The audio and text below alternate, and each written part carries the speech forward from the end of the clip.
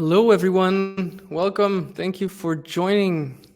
I'm gonna wait just one more minute to let people join, and then we'll get started.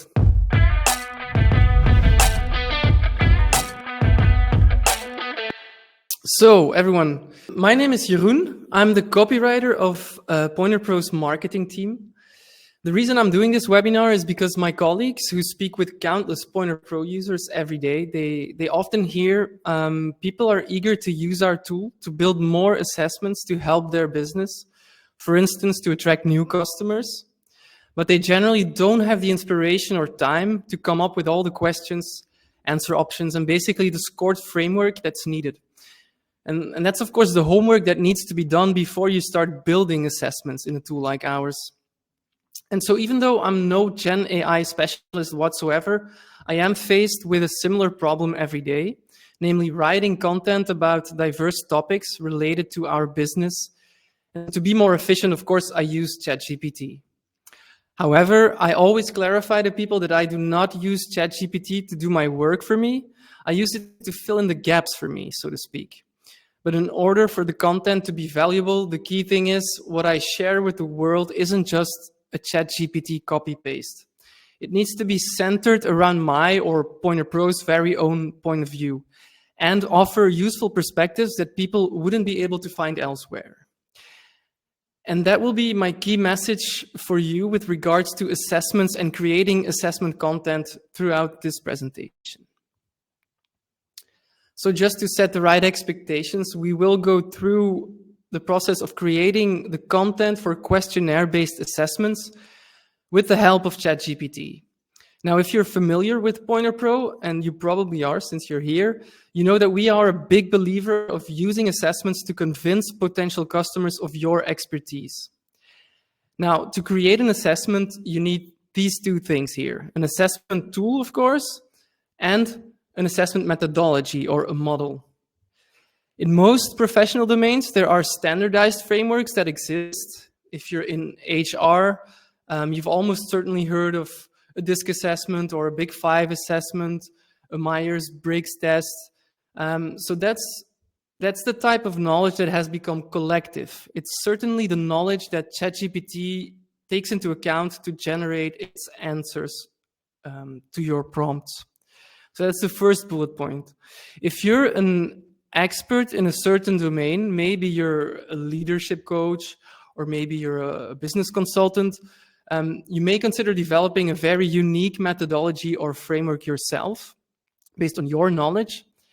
However, because so much collective knowledge is accessible today to everyone, including your potential customers, the best practice for you is to combine the first two. That way, you make sure you have a unique approach that doesn't have any important gaps. And so my goal here is to give you a process to strike the right balance using ChatGPT. So we're going for that third option, sort of a hybrid methodology. So we'll go through 4 steps here. I will also have a Q&A at the very end. So I think some questions are already coming in. I'll definitely try to address those later on. But we'll go through 4 steps here. For all of these steps, I'll show you how ChatGPT, any free account, by the way, can help you get over that sort of writer's block that you may be having when you are about to create assessments.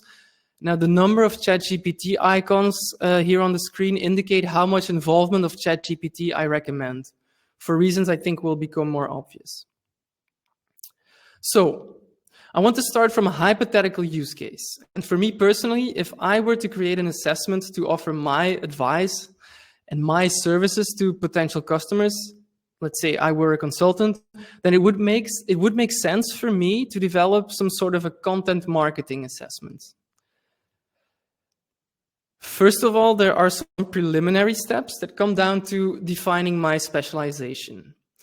There are a lot of reasons to specialize, especially if you're a professional service provider, like, say, a content marketing consultant. But now for assessments in particular, there are also 2 very practical reasons to make them specialized rather than generic and all-encompassing.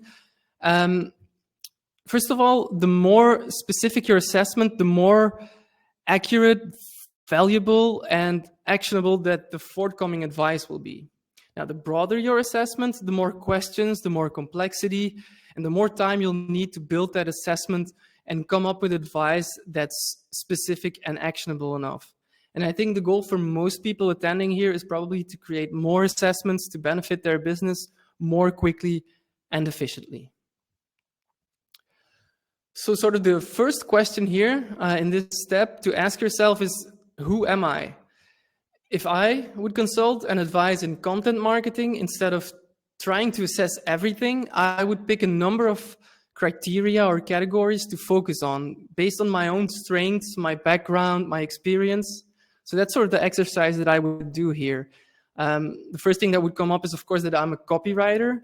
I would also think of the fact that I have 6 years of experience in working for marketing for tech companies. So not just Pointerpro as I do right now, but in the past I've worked for IT firms as well.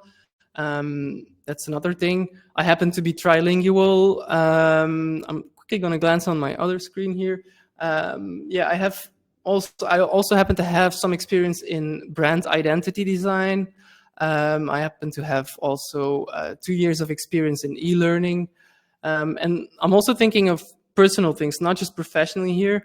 In my daily life, I'm surrounded by artists and graphic designers.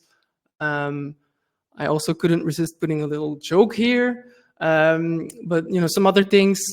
I've been employed by actually more than 4 companies that have been startups or scale-ups. So that's something very specific. I grew up abroad. I lived 13 years abroad. So, and then also very importantly, most of my experience is in long copy. So I really think that's my strength as a copywriter is long form articles, white papers, things like that. So, if I consider all of that, a great specialization for me, if I were a consultant, would be this: long form content or marketing content, rather, for tech startups. Now, many of you may not be a solo consultant. Maybe you're part of a company, either a consultancy firm, or maybe you work for a marketing or an HR department. The exercise remains the same and just as important. What are the core skills, knowledge, and experience that you have as a team? And what specialized service could that be translated into for customers or internally in your company? And then, of course, we'll go on and create that assessment. Which brings us to the next, or actually sort of first step, which is to define your assessment criteria. So here the question is, what do I want to evaluate? What are the criteria that my assessment should cover? And so as far as I'm concerned, that would be the first interaction with ChatGPT. So you can see my prompt here. If I started to consult in long-form marketing content for tech startups, and I were to evaluate potential customers to advise them and offer services, what criteria would I focus on? So here it goes. And at a first glance, that looks pretty good.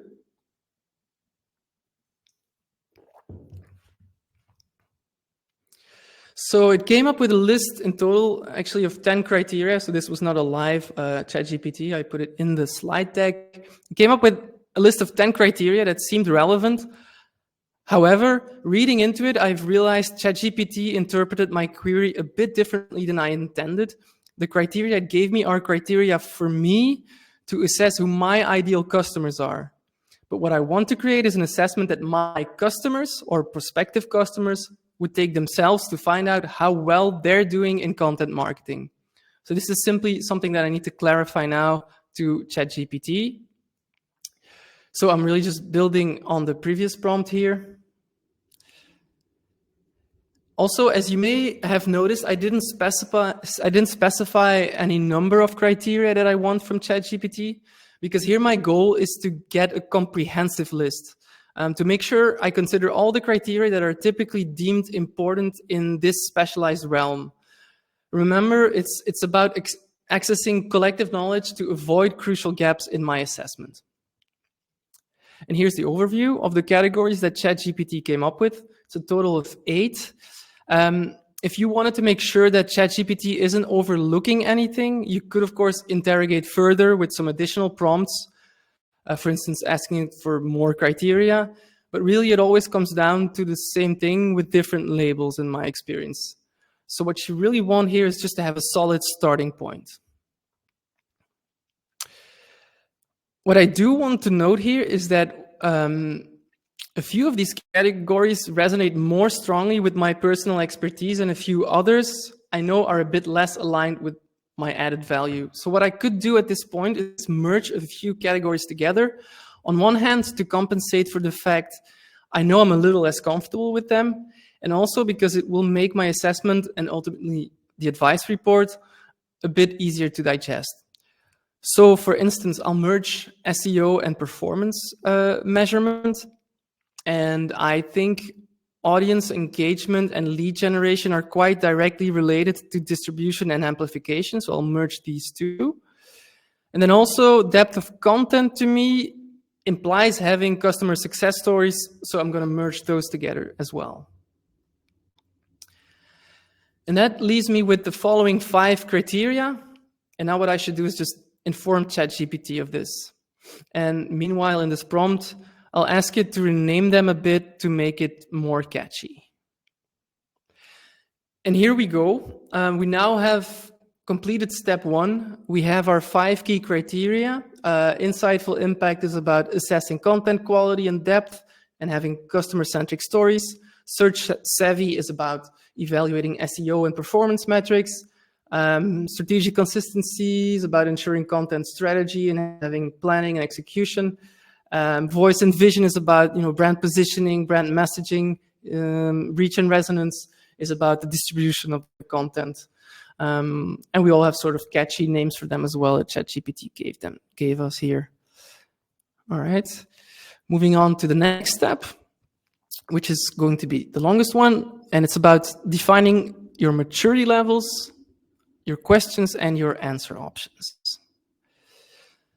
So when a prospective customer will have been assessed over these 5 criteria, I want to attribute a level of content marketing maturity to them.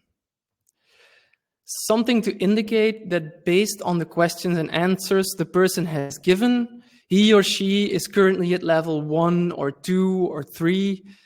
Of course, the underlying message is, if you work with me, I can get you up to a higher level. So you could go for 4 or 5 levels in total of how well they're doing. I personally tend to like 4 levels more than 5, because with 5 levels, people often end up right in the middle, which may give the impression things aren't great, but they're not bad either. So they don't feel much urgency to get my help as a consultant.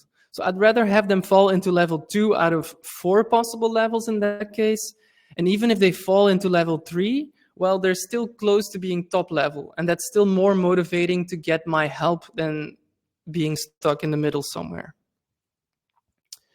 Now, the term maturity level isn't necessarily going to speak to my audience, so it's a good idea to make it a bit more fun and ownable for you as a consultancy. After all, this assessment is supposed to represent your consultancy and its expertise. And that's yet another thing that you can use ChatGPT for, to come up with some nice ideas, and that's what I did here. I'm getting a few sets of ideas. I've told it that my brand name is Kingdom Impact, which I think is a really cool brand name. And I actually think that the first set of ideas that it generated is pretty nice. So let's just go with this one. If you're level 1, you're a squire. If you end up in level 2, you're a knight. Means you have some basic foundations in place. If you're doing a little better already, then we could say that you're noble. And of course, royalty is the ultimate maturity level where we want to get to. All right, so next up would be questions and answer options. The number of questions will depend on a number of factors. Just like with the number of maturity levels, it's sort of up to you to sense what fits your purpose here. But I can give you sort of a good rule of thumb here. If you're creating an assessment to attract potential B2C customers, I mean, maybe you're like a wedding planner. well, you want to keep it short and simple enough at first and reel in that customer. So I would say go with 10 questions. What I'm doing here with my assessment is trying to attract potential B2B customers who may use my assessment for free to see where they stand. So I don't want it to be too complex either. Generally, I'd recommend 15 or 20 questions.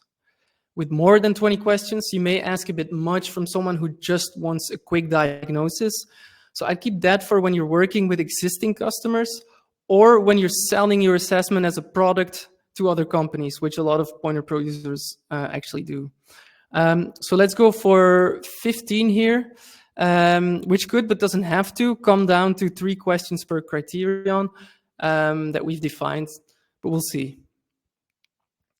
Time for another prompt. So what I'm doing here is remind ChatGPT of the 5 criteria we defined earlier and asking it to generate 15 questions. Now the kicker is right at the end of the prompt. I'm slightly influencing ChatGPT here by saying, hey, my services focus mostly on criteria 1 and 4. I consider them to be more important. Now, why am I doing this? Criteria 1 and 4 are about the things that I know I'm most specialized in. Remember our preliminary step when I defined who I was based on my experience? That's sort of what's going on here. I want my assessment to focus just a little bit more on those aspects without too much exaggeration. And then ChatGPT goes to work again.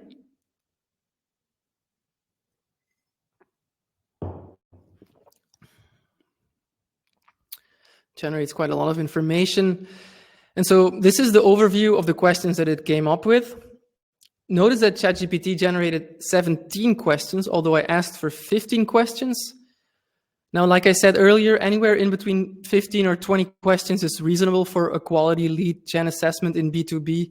So I would just tend to follow ChatGPT here to make sure I'm not leaving any important gaps in my assessment. Remember in the beginning, I said the main reason to use ChatGPT is to be in touch with the overall consensus, with that collective knowledge. Nonetheless, we're going for a hybrid approach. And remember, we want to find the sweet spot between collective knowledge and your own specialized knowledge. So it is critical to take a moment at this juncture to evaluate and fine-tune any questions and answer options yourself. I'm not going to do that in detail here, but just to give you one example, here we're looking at the questions for the 4th of the criteria. It's one of the 2 criteria that I really consider as my personal specialty. They're all valid questions, but there can definitely be reasons to tweak some. Take question 11, for example. So we're asking how well the current content reflects the brand's tone of voice. The issue for me here is that I'm leaving it too much to the respondent to be the judge themselves. So based on my experience and understanding of the reality in companies, I'd probably make the question more concrete. And this is what I would do. Does your brand have tone of voice guidelines for copywriting and content? So does it have them? The answer options would be A, no, we don't have any formal guidelines. B, we have them, but they're not really implemented or up to date. C, we have them and they're generally used. Or D, we have them and they're strictly followed. Just another quick example of something that I could decide to do differently. It's question 13. How effectively does your content position your brand as a thought leader in your industry? Instead of asking the respondent to be the judge, I could ask him or her to select all the channels it uses to build thought leadership. That way I can evaluate whether they're considering thought leadership at all, and if they do, if they're doing it in the right channels. So that could result in something like this. I may add many more answer options here. I have 6 now. Also, not unimportantly here, framing the question like this, it turns the question type into something else than just another 4-choice multiple answer. It makes the assessment just a little more interesting to take because you have 6 options here and you can select all of them, whereas with the other questions, you can only select 1 out of 4 options. And by the way, I'd also suggest transforming at least a few other questions into other question types, like maybe scaling questions. So instead of giving 4 answer options every time, going from very bad, bad, good, very good, or something like that, to like a slider or something that the user can interact with. That's just something that'll make it nicer to use your assessment. Which brings us to step number 3, defining your scoring and affirming your unique vision. So when you've finished fine-tuning all of these questions, it's a good idea to feed your final list of questions, question types, and answer options back to ChatGPT, and then you can ask it to give you a custom scoring system. Because remember, the total score will define the maturity level of the potential customer. And so in this step, you'll notice ChatGPT will be generating quite a lot of information for you, which is really cool. So what I'll do here is break it down a little bit. Okay, so basically what we're doing in this step is validating the scoring system that ChatGPT proposes. First of all, it's giving me a guideline on how to score the answer options for the various questions. And then how to calculate the total score of the assessment. And there's something to notice here. Remember the preliminary step of defining my specialization in the very beginning? And remember at some point I told ChatGPT, my services focus on things that revolve around criteria 1 and 4. Well, as you can see, ChatGPT already picked up on that and gives more weight to the scores of questions in these 2 categories. And also, by the way, this is okay. It's called defining your vision as a service provider. I mean, you're a service provider who believes content quality and depth and brand voice are the most important pillars of content marketing. So yeah, then it has more weight. That's fine. Let others do it differently if they wish to. You want to differentiate yourself and stand out. Something else that may have an influence here, the industry you're dealing with. If you're assessing content marketing for an industry that is very traditional, like take a farming gear manufacturing company, the industry standard for, say, online search optimization and performance measurement, which is category 2 here that we call search savvy, the standard may not be as high. Typically, their audience, which would be farmers, I guess, is not spending so much time online. So you could consider decreasing the weight of questions around online search optimization in that case, and definitely keep the weight of insightful impact, which was about content quality and the use of customer success stories. But anyway, in our case here, we're assessing tech startups whose audience consists of knowledge workers who do spend much time online, Googling. So yeah, anyway, my point here is really that if you're very precisely targeting a certain industry, this is a good moment to remind ChatGPT and have it take that into account in the scoring system as well. ChatGPT did forget about a little something here for us. Remember how we just adapted question 13 in category 4, giving it multiple answer options? I think we had 6 options. Yeah, we have 6 options. So we can't just go answer A equals 1 point, answer 2 equals 2 points, and so on and so forth. I'll have to ask ChatGPT to correct for that. And that's what I am doing with this prompt.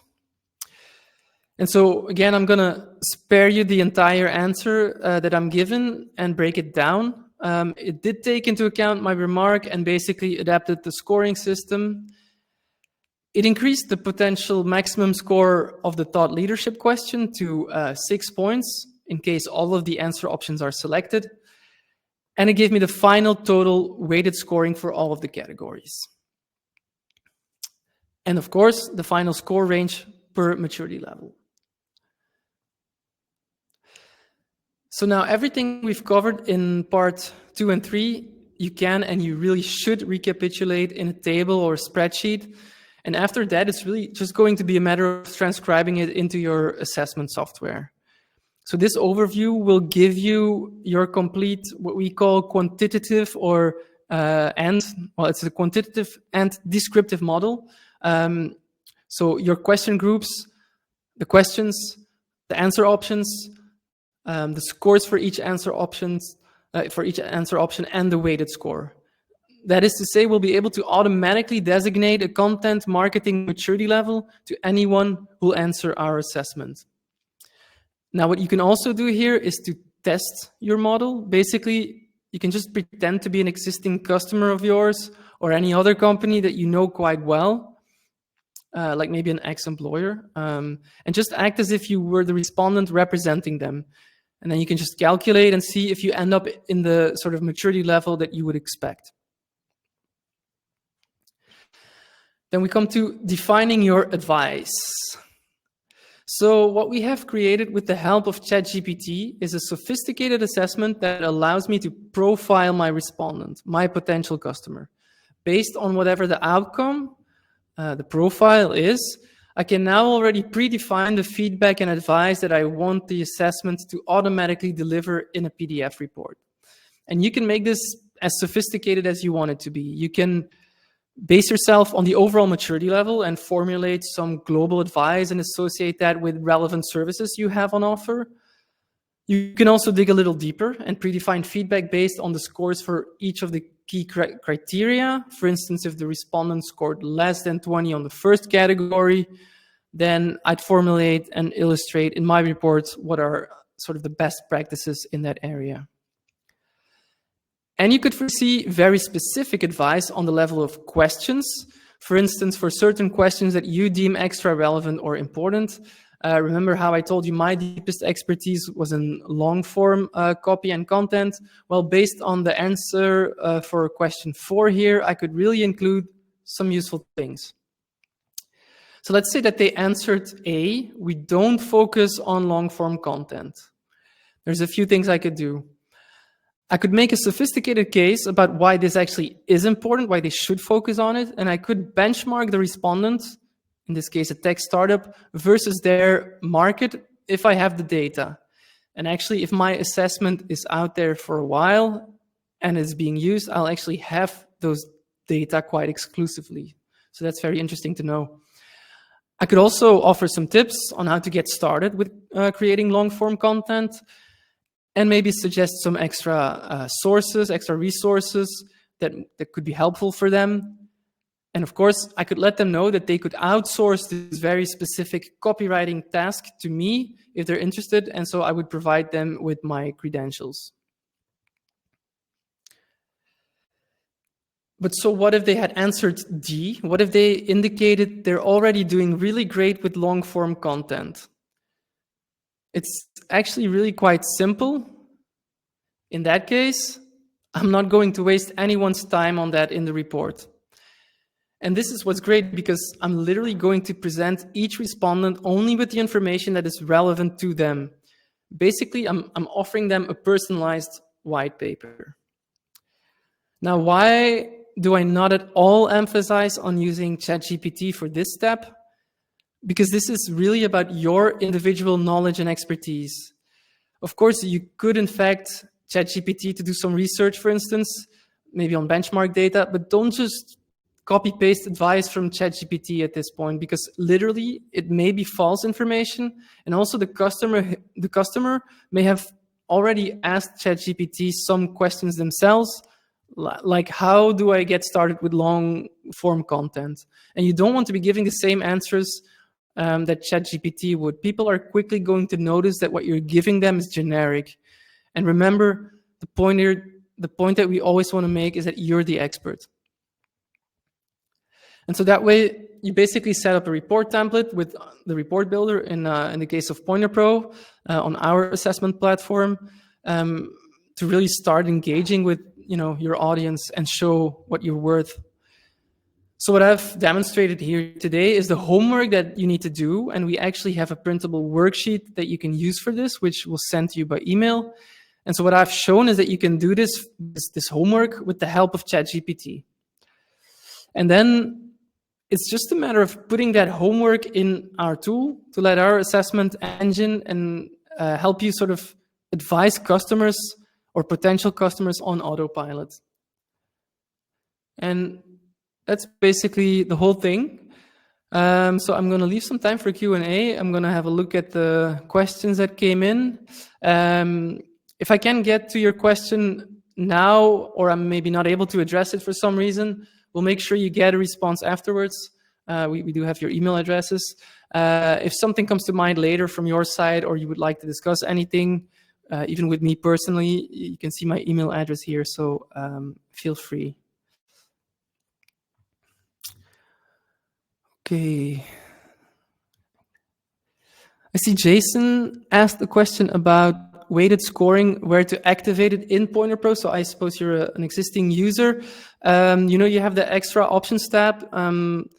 You have to click on that, and then you go to custom scoring, where you can activate basically the scoring system for your questionnaire. And you'll also see that there's an option to activate weighted scoring. So you just have to tick the box, and that's where you activate it. Chris, yeah, that's a good question. Why ChatGPT in particular? It's just, the reason is because it seemed to me that the tool that most people are still using, but I know Perplexity is pretty good too, especially because it's very good with giving sources. So that's definitely a good point. Basically, everything that I said here applies to similar tools as ChatGPT.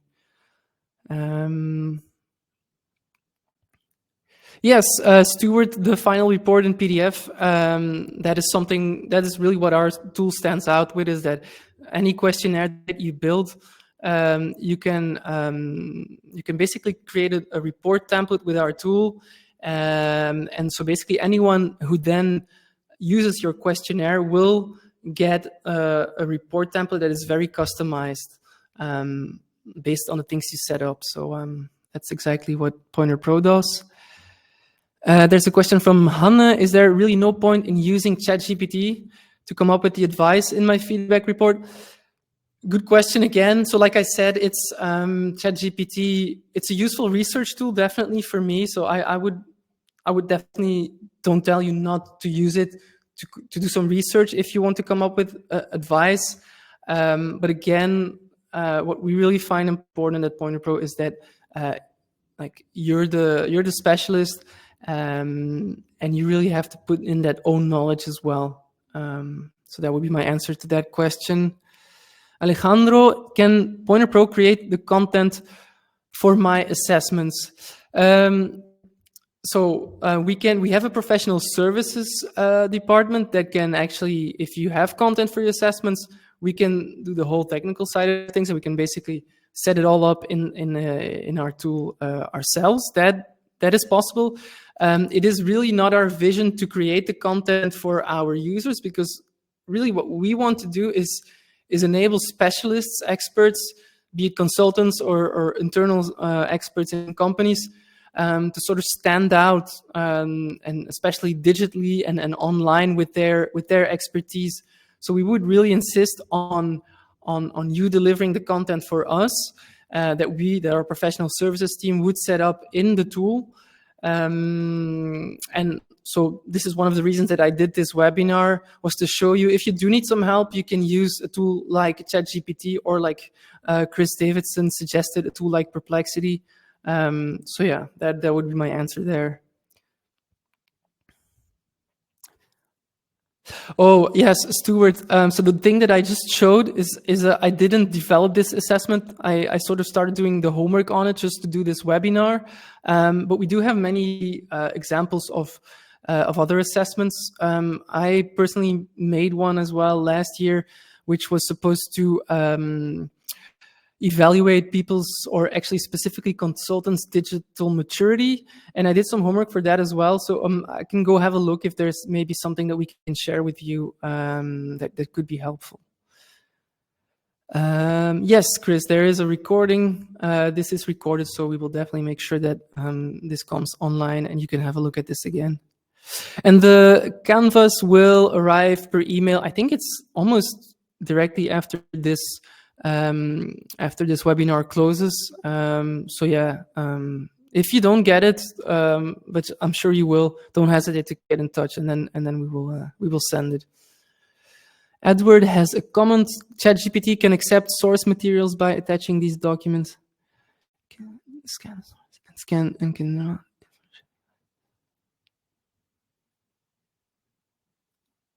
Yes. It seems like Edward has more expertise on ChatGPT than I do. Like I said in the beginning, I really don't consider myself as a Gen AI expert, but that's interesting information. I'm just going to read it out loud so everyone picks up on it. So ChatGPT can accept source materials by attaching these docs to the chat prompt boxes.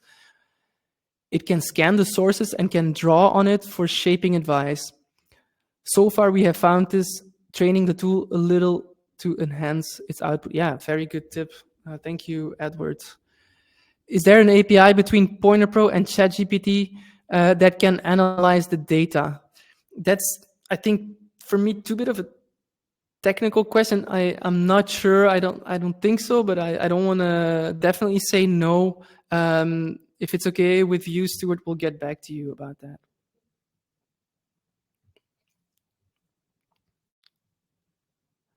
Sure.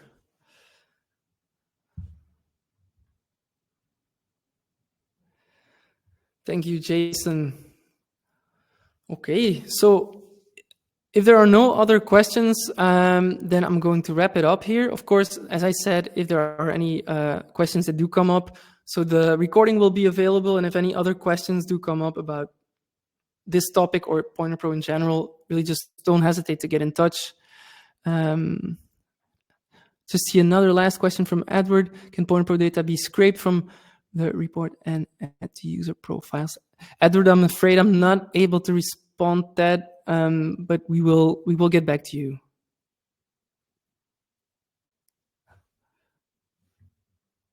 Okay. Very good. Thank you all for being here. I hope you liked it. I hope it was at least a little bit useful. And yeah, so maybe we'll see each other soon and speak to each other soon. Thank you very much.